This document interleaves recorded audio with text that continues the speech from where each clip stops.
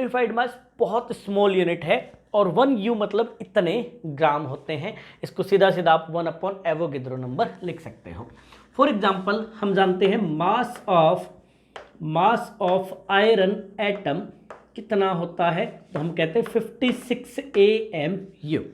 बताओ इन ग्राम कितना होगा, तो मास ऑफ आयरन इन ग्राम में कितना होगा मेरे प्यारों, ग्राम में होगा 56 मल्टीप्लाइड बाई 1/Na ग्राम। इतना स्मॉल मास होता है, 10⁻⁻⁴ की रेंज में आएगा और आना भी चाहिए, इतना स्मॉल साइज ही होते हैं एटम्स। तो इसका मतलब यदि आपको डेंसिटी AMU पर पिकोमीटर क्यूब निकालनी है तो ठीक है, ये M ओके रिपोर्ट है, कहीं दिक्कत नहीं है। क्यों इतना समझा रहा हूं मैं, फॉर्मूला क्यों नहीं लिख रहा हूं, फॉर्मूला तो आप लोगों को बुक्स में लिखा हुआ मिल जाएगा। जब क्वेश्चन में इस तरह की यूनिट की प्रॉब्लम आएगी तो आप लोगों की अंडरस्टैंडिंग डेवलप होनी चाहिए। तो यदि AMU पर एंगस्ट्रम क्यूब पर मीटर क्यूब पर पिकोमीटर क्यूब ऐसे पूछा जाए तो ठीक है, लेकिन जनरली आप लोगों को डेंसिटी मिलेगी ग्राम पर सीसी, ग्राम पर डेसीमीटर क्यूब। इसका मतलब हमें मास किस में लेना पड़ेगा, ग्राम में। तो इस मास को क्या कर दो, ग्राम में कन्वर्ट कर दो। ठीक, तो ग्राम में कन्वर्ट करने का एक तरीका है, सीधा सीधा आपने क्या किया, मास of one particle divided by Na, किस में हो गया, ये ग्राम में कन्वर्ट हो गया। ठीक, एक और तरीका भी है, molar mass of one mole particles in gram. तो ये हो जाएगा ग्राम एक मोल के लिए, एक मोल में पार्टिकल कितने होते हैं मेरे प्यारों, Na, तो डिवाइडेड बाई Na। ठीक, तो ये भी क्या है, मास of one particle, mass of one particle, particle मतलब यहाँ मोलिक्यूल या फिर एटम कुछ भी हो सकता है, इन ग्राम यूनिट। तो ग्राम यूनिट में कैलकुलेट करने का एक तरीका ये भी है, आप लोग देख पा रहे होंगे, एक तरीका मैंने भी बताया, दोनों तरीके वैलिड है, दोनों से आंसर सेम आएगा। तो इसका मतलब मैं डेंसिटी को कैसे लिख सकता हूँ, density equals to Z multiplied by mass of one particle in AMU divided by Na, या फिर molar mass upon Ma, molar mass upon Na, और A क्यूब अपनी जगह रहेगा। दोनों ही बात एक ही है, कैसे, क्योंकि न्यूमेरिकली किसी एक पार्टिकल का मास जितना होता है मोलर मास भी उतना ही होता है। फॉर एग्जांपल ऑक्सीजन के लिए एटॉमिक मास ऑफ आयरन ही ले लो दोबारा से, 56 होता है AMU में। तो बताओ ग्राम एटॉमिक मास या molar mass, gram atomic mass या फिर मोलर मास कितना होगा, तो ग्राम एटॉमिक मास या मोलर मास होगा 56 ग्राम पर मोल।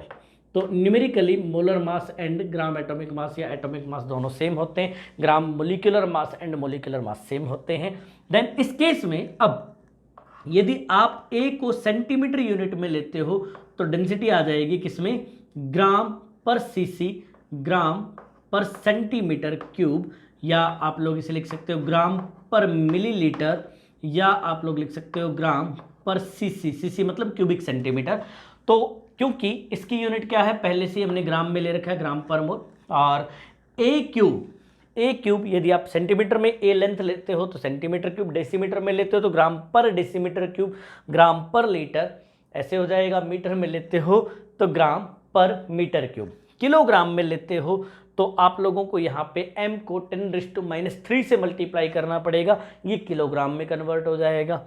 अब आपको इसमें मीटर में लेना है तो किलोग्राम पर मीटर क्यूब भी ये आ सकता है। तो किसी भी यूनिट में अगला पूछे AMU पर एंगस्ट्रम क्यूब पर पिकोमीटर क्यूब, किलोग्राम पर मीटर क्यूब, ग्राम पर सीसी, ग्राम पर लीटर, कोई प्रॉब्लम नहीं है, हर यूनिट में हम लोग कैलकुलेट कर देंगे।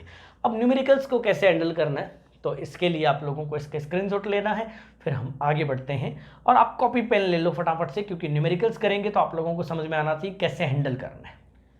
तो चलिए प्यारों, एक क्वेश्चन करके देखते हैं। क्वेश्चन आप ही लोगों के सामने बनाऊंगा ताकि आप लोगों में ये भी डेवलप हो सके कि क्वेश्चन बनते कैसे हैं। जिस दिन ये सीख जाओगे क्वेश्चन बनते कैसे हैं, सोल्यूशन तो खुद दौड़ के आएगा। तो एक बढ़िया सा क्वेश्चन हम बनाते हैं, खुद ही बनाएंगे। An element form, an element x मान लो, x ब्रैकेट में लिख देते हैं, an element x form square 3D crystal lattice, square 3D crystal lattice. अब इससे हम क्या समझे, आप लोगों को पता है मैं सिखा रहा था कि पैकिंग कहाँ काम आती है। जब आप न्यूमेरिकल्स करते हो, क्वेश्चंस करते हो, तो जो पैकिंग का टाइप है ना, उससे हमें पता चलता है यूनिट सेल का टाइप। तो एलिमेंट x ने स्क्वायर 3D क्रिस्टल लैटिस बनाया, तो 3D में स्क्वायर जब होगा तो हम जानते हैं यूनिट सेल कौन सा बनेगा, ये हमें पता चलना चाहिए। ये हम हैं जो बताएंगे कि भैया यूनिट सेल कौन सा बना, यहाँ पे सिंपल क्यूबिक यूनिट सेल है ना। ठीक, find the density of crystal, find the density of crystal gram per cc, मान लो यूनिट डिफाइन कर रखी है, नहीं कर रखी है तो ऑप्शन में देखना पड़ता है कि कौन सी यूनिट में आंसर दे रखा है। जनरल यूनिट ग्राम पर सीसी होती है if the radius of each atom is 1.5 angstrom and molar mass is 24 ग्राम पर मोल। देखो प्यारे बच्चों, क्या डेटा दिया उसने कहा एक पार्टिकल की रेडियस इतनी है, 1.5 अंगस्ट्रम है। क्वेश्चन को पढ़ते टाइम ही उसके डेटा पिक कर लो कि क्या हमारे काम आने वाला है। मोलर मास 24 ग्राम पर मोल है। स्क्वायर 3D पैकिंग से हमें पता चला वो सिंपल क्यूबिक यूनिट सेल बनाएगा। देखिए आप ही लोग आराम से इसे सोल्व कर सकते हैं, चाहे तो वीडियो को पॉज करके एक बार खुद से सॉल्व करिए, फिर मैं बताता हूं इसे कैसे सॉल्व करना है। हम यहाँ डेंसिटी इक्वल टू लिखते हैं Z मल्टीप्लाइड बाई M जालिमा divided by NA multiplied by A cube. ठीक, Z simple cubic unit cell की रैंक होती है 2, मतलब इफेक्टिव नंबर ऑफ पार्टिकल्स कितने होते हैं, सॉरी 1। तो सबसे पहले तो Z की वैल्यू रखिए 1। मोलर मास कितना दे रखा है 24, घबराइए नहीं, कैसा भी मास हो अपॉन Na तो करना ही पड़ेगा। तो 6.022 को सीधा 6 लिख लेते हैं, 6.022 मल्टीप्लाइड बाई 10⁻23, तो सीधा रख दिया 6 मैंने रख दिया, अप्रॉक्सीमेशन कर दीजिए। A क्यूब, इस पर थोड़ा काम करिए। तो सेपरेटली आप देखिए, आप लोग जानते हो कि सिंपल क्यूबिक के लिए A इक्वल टू कितना होता है 2R होता है, R दे रखा है 1.5, तो A इक्वल टू कितना हो जाएगा मेरे प्यारों 3 अंगस्ट्रम हो जाएगा A। 2 multiplied by R 1.5। Angstrom को सेंटीमीटर में कन्वर्ट कर लो, मीटर में कन्वर्ट कर लो, तो हम जानते हैं 1 अंगस्ट्रम इक्वल टू होता है 10⁻⁻8 सेंटीमीटर या -10 मीटर। तो क्या कर लो, ये हो गया अपना 3 मल्टीप्लाइड बाई 10⁻⁻8, तो 3 मल्टीप्लाइड बाई 10⁻⁻8 सेंटीमीटर, और इसकी पावर लगा दो 3। समझ में आ गया होगा। A एंड R रिलेशन निकाल लेना, A आ जाएगा, सेंटीमीटर में कन्वर्ट कर लो अंगस्ट्रम को, तो कर लिया अपन, ये काम हो गया है। अब इसे कैलकुलेट कर देते हैं। तो 1 मल्टीप्लाइड बाई 24 डिवाइडेड बाई 3 का क्यूब 27 मल्टीप्लाइड बाई ये हो गया 10⁻24 मल्टीप्लाइड बाई 6 मल्टीप्लाइड बाई 10⁻23। बहुत आराम से कैलकुलेट हो जाएगा। देखिए 27 ये आप काट दो, ये गया कट गया, ठीक है। यहाँ पे बचा 10⁻1 जो ऊपर जाके 10 हो जाएगा, तो अप्रोक्सीमेटली आएगा ये 40 divided by 27 gram per CC. तो ये डेंसिटी आ गई है, और आप बाकी सब 1 पॉइंट समथिंग समथिंग जो भी आएगा वो आप कैलकुलेट कर लेना, और कैलकुलेट करके कमेंट सेक्शन में लिख ज़रूर देना कि सर ये वाला आंसर था। ठीक, तो फिर मैं रिस्पॉन्स कर दूंगा भैया आपने सही किया या गलत किया। एक और ट्राई करते हैं। आप कहोगे यार बोले सर आपने तो इतना सरल सा क्वेश्चन लिया और ऐसे ऐसे सॉल्व कर दिया, सरल वाले तो हम भी कर लेते हैं। देखो एक सेंस डेवलप करने की बात है, क्वेश्चन तो हर कोई कर लेता है। क्वेश्चन कोई हार्ड या कोई इजी या कोई टफ नहीं होता। हार्ड एंड टफ सिर्फ 2 ही केस होते हैं, एक हमें आता है क्वेश्चन तो वो इजी है, और एक हमें नहीं आता है तो वो हार्ड है या टफ है। लॉजिकल होना चाहिए। हमने इस क्वेश्चन को खुद प्रॉपरली बनाया, खुद सोचा, खुद समझा और खुद किया। एक और ट्राई कर लेते हैं। आप भी क्या याद रखोगे, कोई मिला था, एक और ट्राई कर लेते हैं। इस बार क्या करते हैं, ये ए फाइंड आउट करना सीखते हैं, क्योंकि 2 ही तरह के क्वेश्चन बनेंगे, या तो डी पूछ लेगा या ए पूछ लेगा। अब एन ए तो पूछेगा नहीं, एन ए तो पहले से पता है। जेड पूछ लेगा या एम पूछ लेगा, कुछ तो पूछेगा अगला। तो डेंसिटी ऑफ क्रिस्टल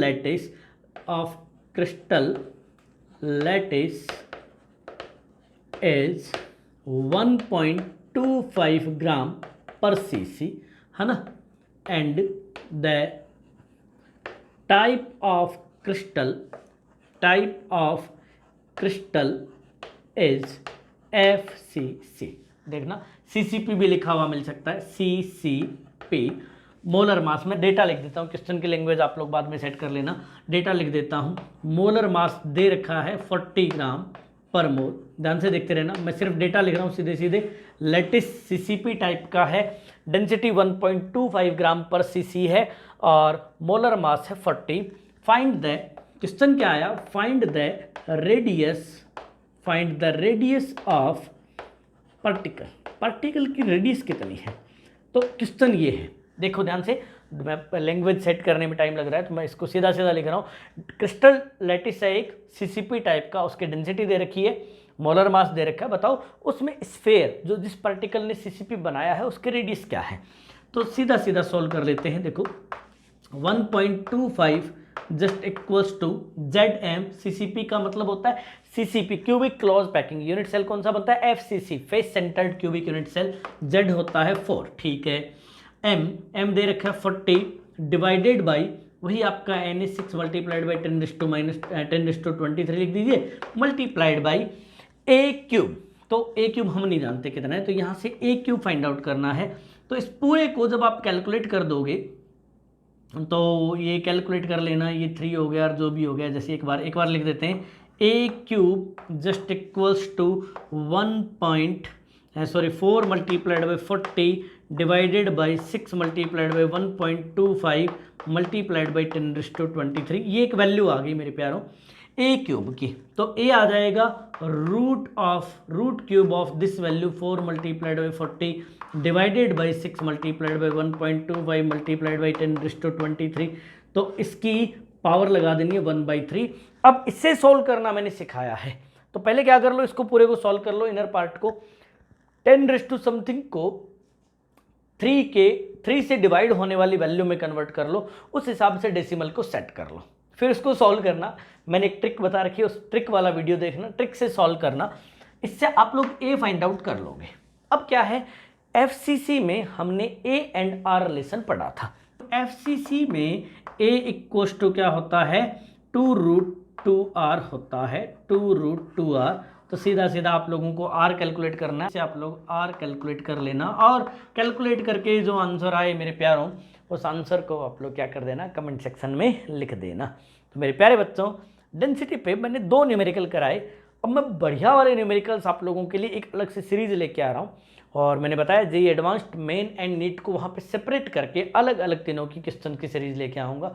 तो वहाँ पे आप लोगों को बढ़िया से सारे क्वेश्चंस में बताऊँगा कि क्या करना होता है और क्या नहीं करना होता है। लेकिन मुझे जहाँ तक लगता है डेंसिटी वाले क्वेश्चंस करना आसान है, यही वो पोर्शन था जहाँ पे लोग परेशान होते हैं, और इसका मैंने ट्रिक बता दिया है। क्या करना, 10⁻समथिंग जो है उसे ऐसा बना लेना जो 3 से डायरेक्ट डिवाइड हो जाए, डेसिमल को उस हिसाब से सेट कर लेना, बची हुई वैल्यू का ट्रिक से क्यूब रूट निकाल देना। तो प्यारे बच्चों, मिलते हैं अगली बार।